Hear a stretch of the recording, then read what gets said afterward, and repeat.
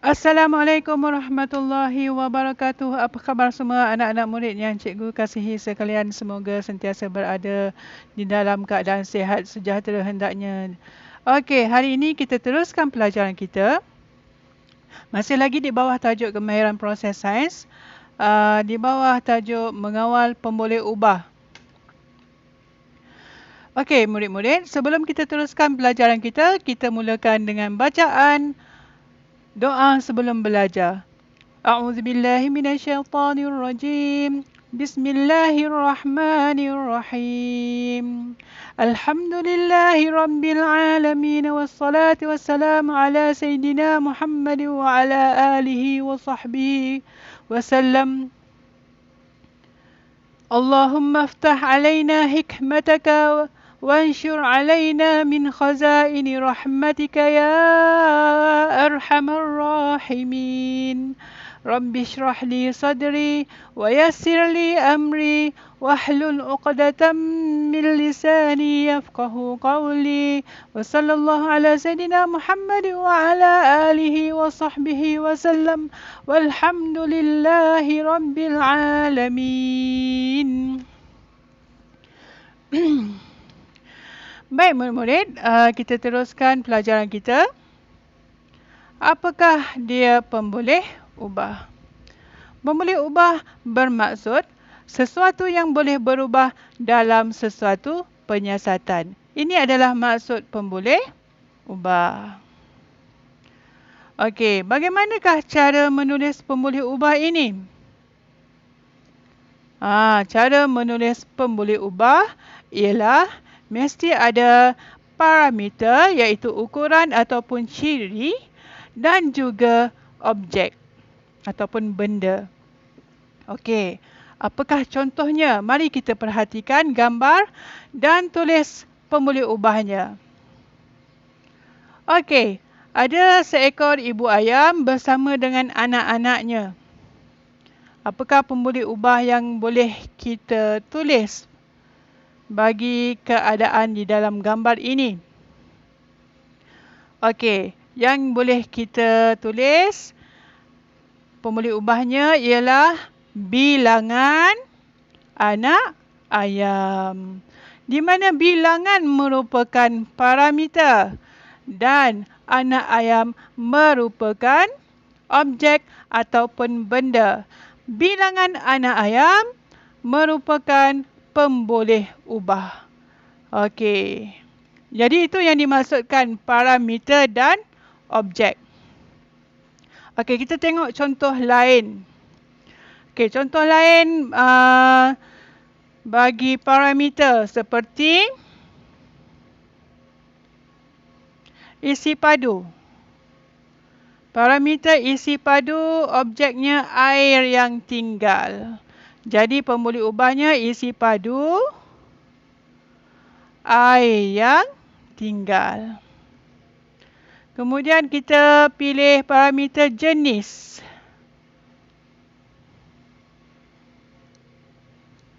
Okey, jenis. Jenis permukaan. Jadi pemboleh ubahnya ialah jenis permukaan. Kemudian kita boleh tengok seterusnya parameter kecerahan. Kecerahan mentol. Okey, pemboleh ubah kecerahan mentol. Baik murid-murid. Itu adalah contoh lain bagi menulis pemboleh ubah. Mesti ada parameter dan mesti ada objek. Okey, kita tengok berapa jenis pemboleh ubah yang ada. Ada 3 jenis pemboleh ubah yang kamu kena tahu ya murid-murid. Okey, yang pertama pemboleh ubah dimalarkan. Yang kedua pemboleh ubah dimanipulasi ataupun PM. Dan yang ketiga pemboleh ubah bergerak balas ataupun PB. Apa dia maksud dia? Pemboleh ubah dimalarkan ini. Pemboleh ubah dimalarkan ialah pemboleh ubah yang ditetapkan atau yang dikekalkan dalam sesuatu penyiasatan. Bermaksudnya daripada awal eksperimen sehingga akhir eksperimen, pemboleh ubah itu kekal, tidak berubah, tetap sama. Okey? Apakah dia maksud pemboleh ubah manipulasi ataupun PM? Pemboleh ubah manipulasi ialah pemboleh ubah yang diubah dalam sesuatu penyiasatan. Okey, pemboleh ubah manipulasi ni kita ubah dia untuk memperoleh keputusan.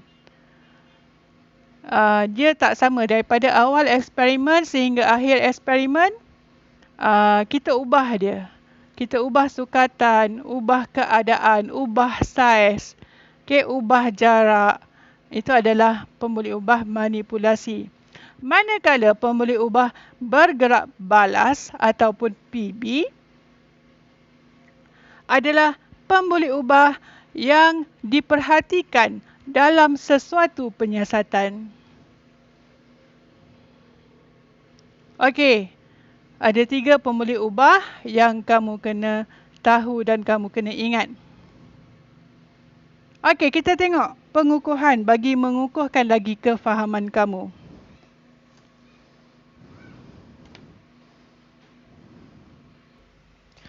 Baik murid-murid, lihat soalan ini.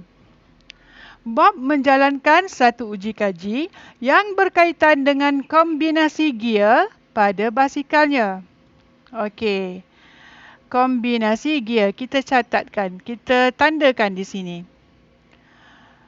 Bob mengayuh basikalnya sejauh 1 kilometer. Ini adalah jarak yang telah ditetapkan. Dan mencatat masa perjalanan. Ini adalah hasil pemerhatian. Okey? Uji kaji diulangi dengan kombinasi gear basikal yang berlainan. Kombinasi gear basikal yang berlainan. Okey, diubah di sini. Okey, jadual 8 menunjukkan keputusannya. Okey, uji kaji yang pertama. Uji kaji yang kedua di sini. Uji kaji yang ketiga. Baik murid-murid, kita tengok gambar. Gear tengah. Okey, di sini. Dan ini ialah gear belakang. Gear tengah daripada awal uji kaji sehingga uji kaji yang terakhir sama saja, iaitu besar. Apa yang besar di sini? Yang besar di sini ialah saiz dia. Saiz. Ini adalah parameter. Ya. Kemudian gear belakang, uji kaji yang pertama kecil, uji kaji yang kedua sederhana, uji kaji yang ketiga besar. Jadi kombinasi gear belakang diubah.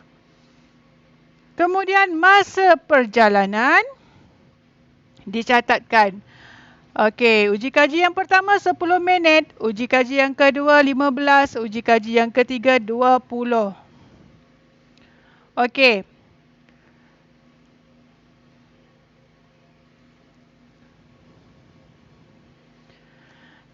Jadi di dalam jadual ini kita kena kenal pasti mana satu pemboleh ubah malar.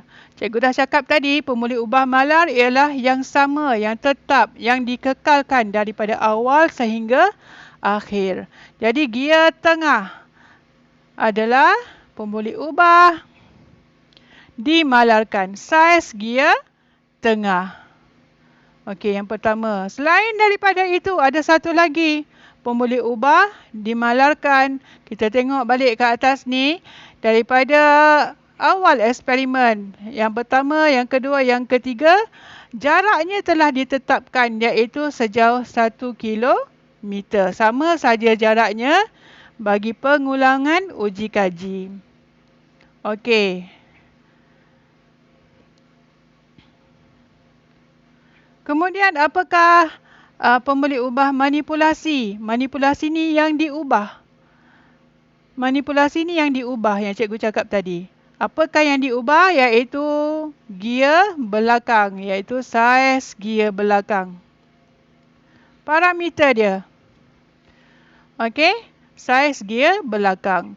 Kemudian pemboleh ubah bergerak balas ialah masa perjalanan ataupun minit. Okey, sebelum cikgu terlupa, bagi masa, untuk masa seperti minit, jam, hari, minggu, ianya tidak perlu kepada objek. Hanya parameter sahaja. Okey, murid-murid. Pemboleh ubah dimalarkan ialah saiz gear tengah, di mana cikgu dah sebutkan tadi.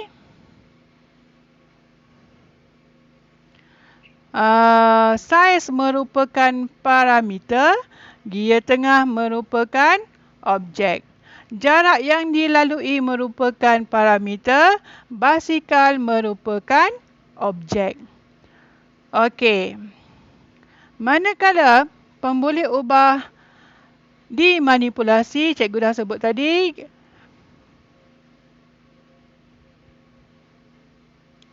Pemboleh ubah manipulasi ialah saiz gear belakang, di mana saiz merupakan parameter, gear belakang merupakan objek. Manakala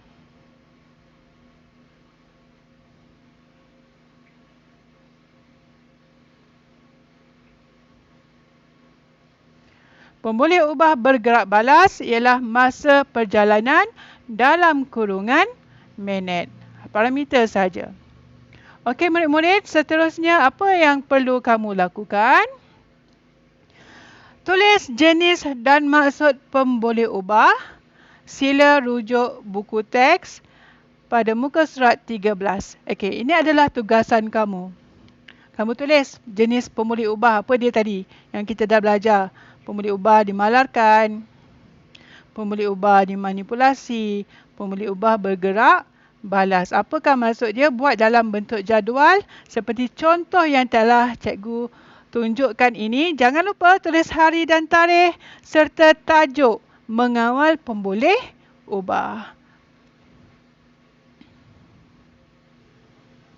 Baik murid-murid, setakat ini sahaja pelajaran kita pada hari ini. Hari ini kita dah belajar cara menulis pemboleh ubah, iaitu mesti ada parameter dan objek, dan juga jenis-jenis pemboleh ubah, iaitu pemboleh ubah dimalarkan ataupun singkatannya malar, pemboleh ubah dimanipulasi ataupun singkatannya PM, dan pemboleh ubah bergerak balas ataupun singkatannya PB. Sehingga berjumpa lagi pada minggu hadapan. Wabillahi taufiq wal hidayah. Wassalamualaikum warahmatullahi wabarakatuh.